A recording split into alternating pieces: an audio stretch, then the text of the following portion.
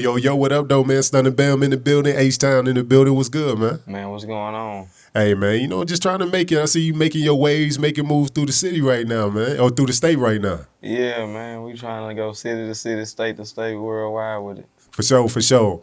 And you going out and you pushing a new single, Rock Out, featuring Erica Banks, featuring, what I'm saying, your label mate, also a Texas native, man. Kind of talk about that single Rock Out that's going out right now, man.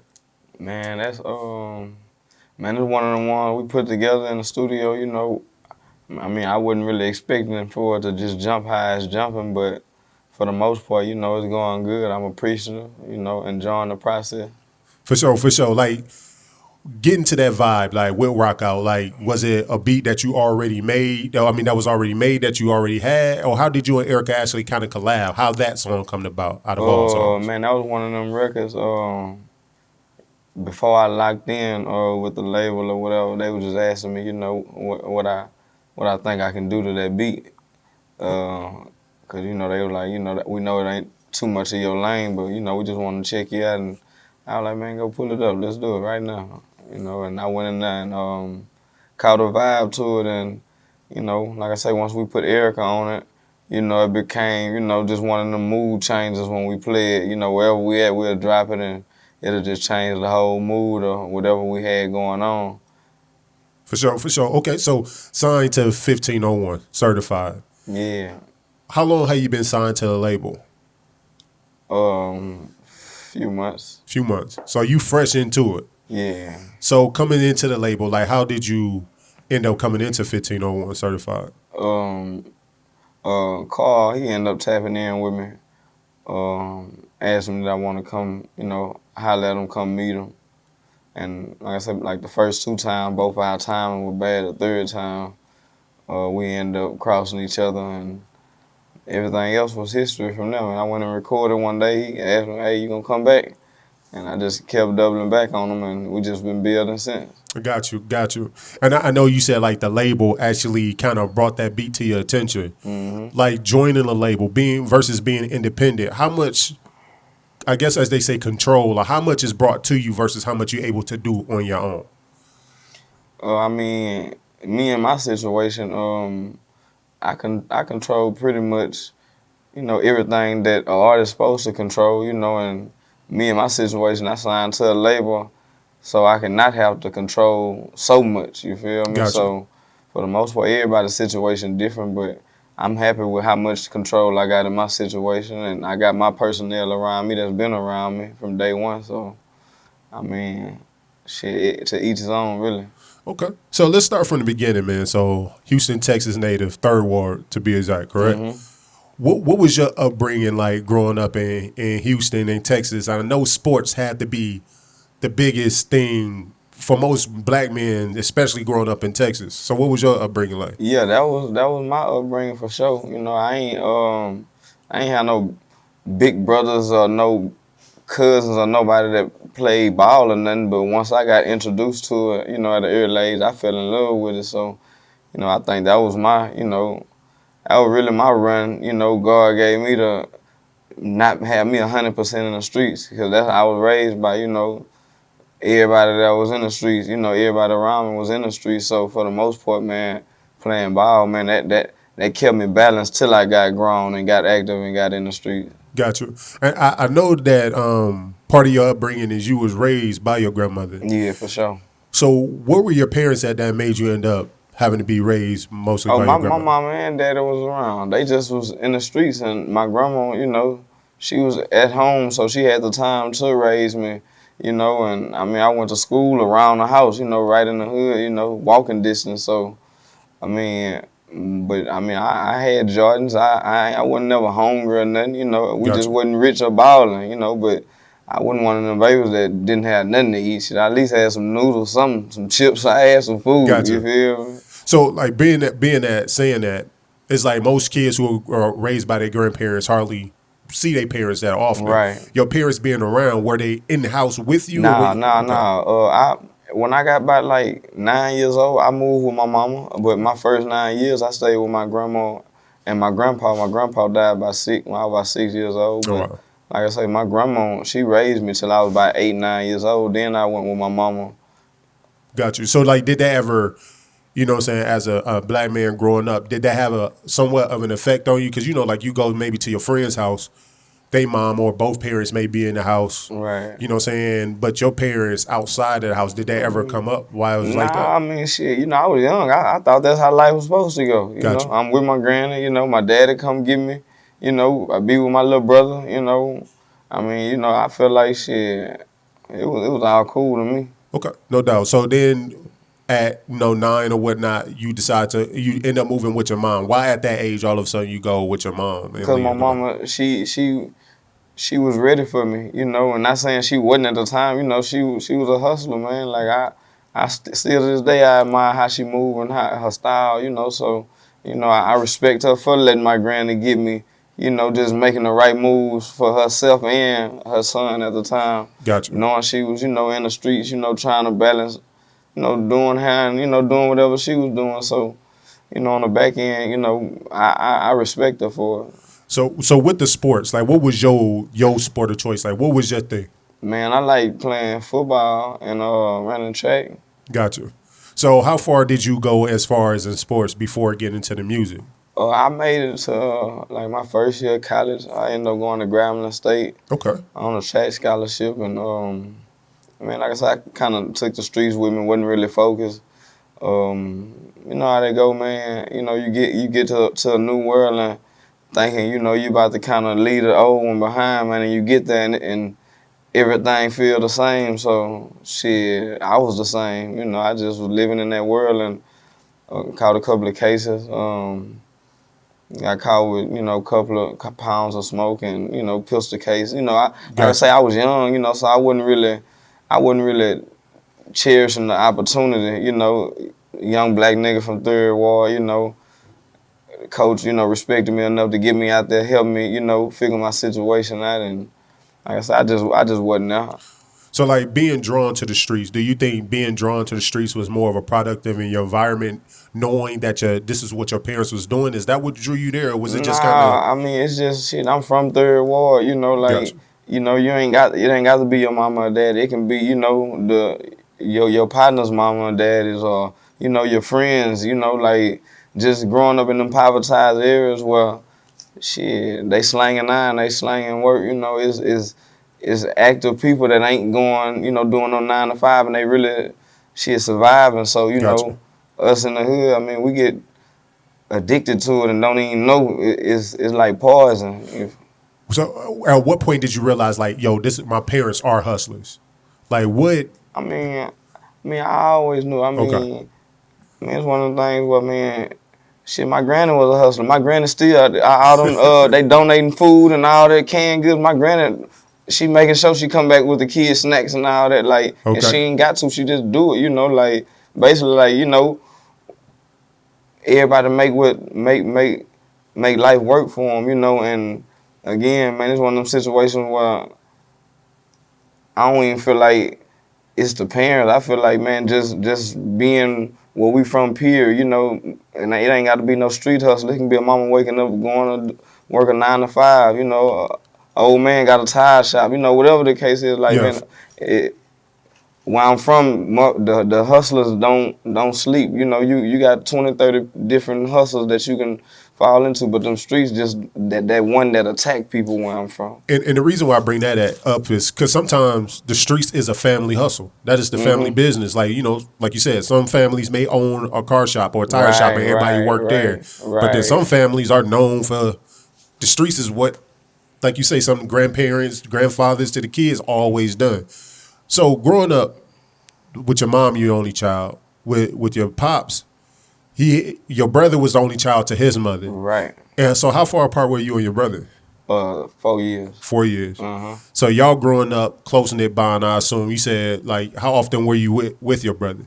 Oh, we was raised together. Gotcha. I remember him since when I was a baby, pushing him in a swing. Like Gotcha. he spent most of his life with me. I spent most of my life with him. Got you. So then a day comes and your brother passed away. Like what, if you don't mind, like what exactly led to your brother? Man, innocent bystander, just, you know, young niggas, you know, just, I say that young nigga era, man, where, you know, you got, you know, back in the 90s, you know, it was the dope era, you know, the 2000s, you know, the young niggas, you know, that Chief Keef era, the murder, you know, Yeah, became popular, you know, so I say just the era changing, man. got you. Do you like when that happened and you finding out your brother passed? What changed in you as I guess as far as how you move and how you live life? Did it amplify you to just go get in the streets more? Like how was your personality affected after the death of your brother? Man, he made me move better. He made me move sharp, you know, I For sure. sharpened my iron. Got you. I got you. So then we get into the music. At what point did you like rap is what you want to do, and why? Out of everything you can do, why hip hop? Um, Man, I was just getting a good response from everybody.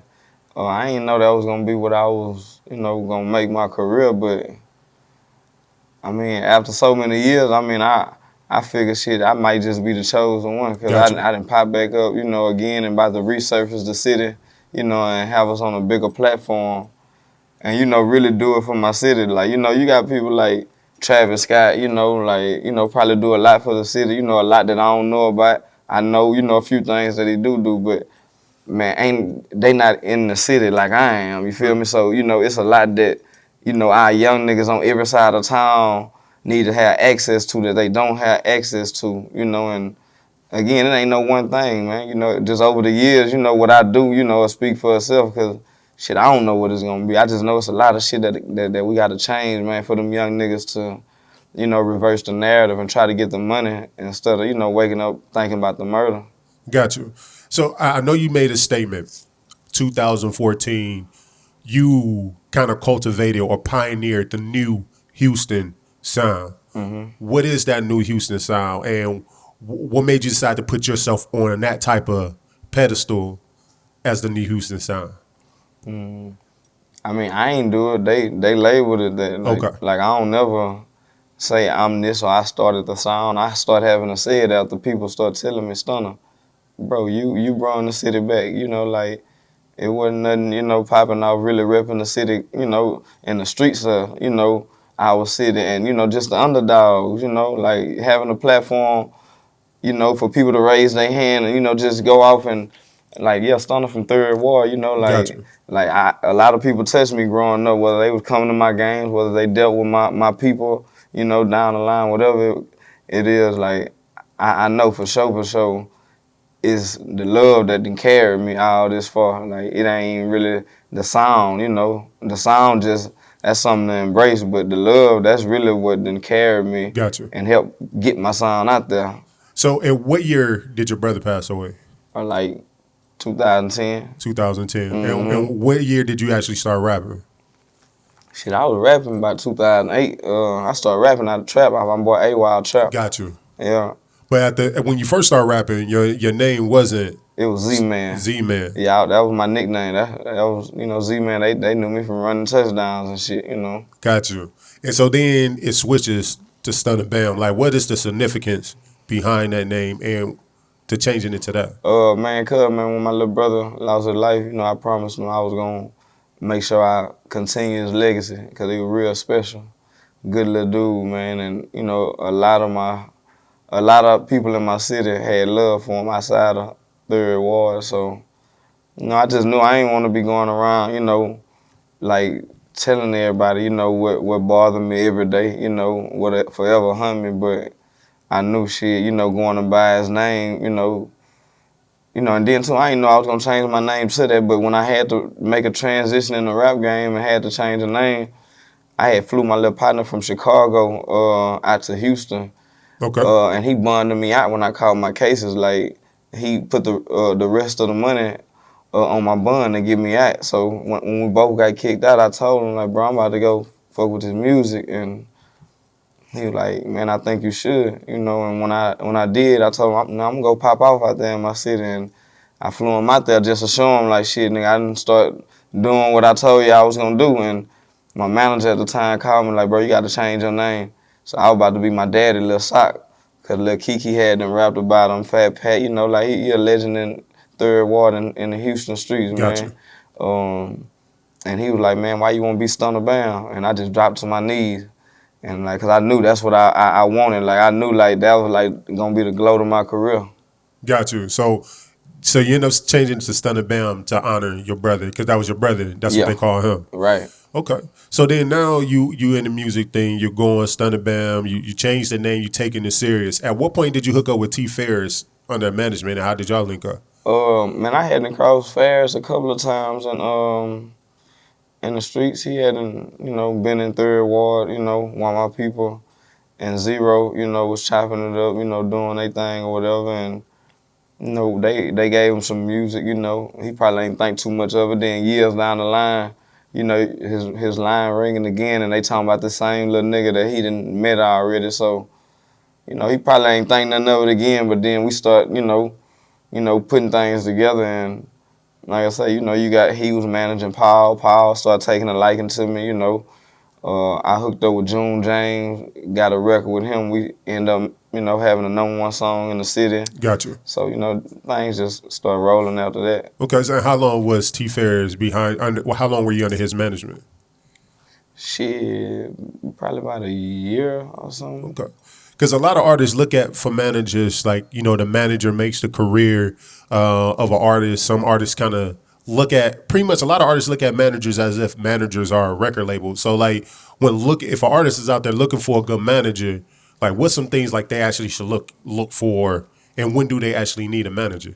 Man, that's one of them situations where man, everybody's story different, and I mean, some managers act like they the label, so you got to really just really learn the business, just keep on growing. You got to go through trial and error to learn some shit in this game. Gotcha. So then after what makes you end up, because I mean, T Ferris being such an iconic person, especially in music in Texas, some people know him now for working with Megan Thee Stallion and all that right now. Like, how did y'all end up splitting up? Why dissolve that partnership? I mean, just shit, grown men doing business, Gotcha. not communicating, enough. And like I say, I mean, life, Gotcha. So then fast forward back to present time. So now you signed 1501. Like you said, rock out going crazy. Before being independent, you had a lot of leverage on your own. Like, what was it about a label that attracted you to actually go that route, and why 1501? What did you like about 1501 that made you sign on the line? Man, when I met Carl, man, it wasn't no iffy shit going on, man.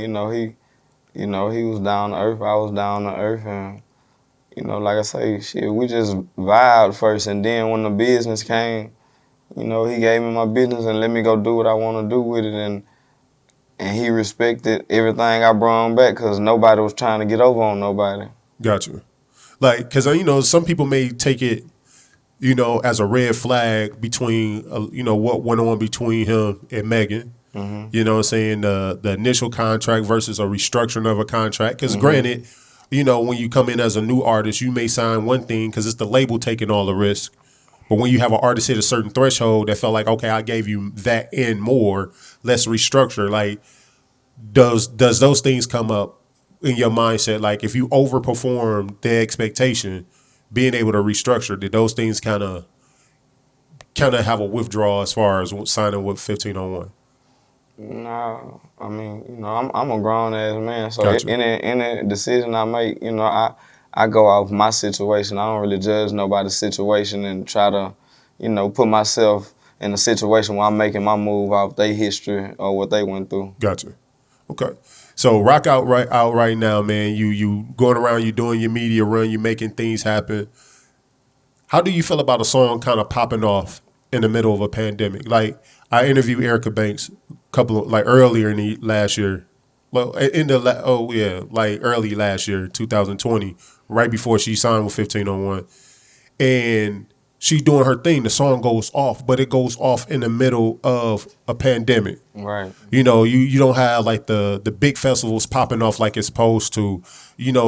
LA just now opening up. So I see her out there now, but it's like she's not getting the full experience of what a hit song should be able to garner. Right. Do you have any reserve or any fear of popping off before everything opening back up? Like something being hot, and then by the time it open back up, it's like people kind of over it. Nah. They didn't put me in that system. They done fucked up. I'm a last.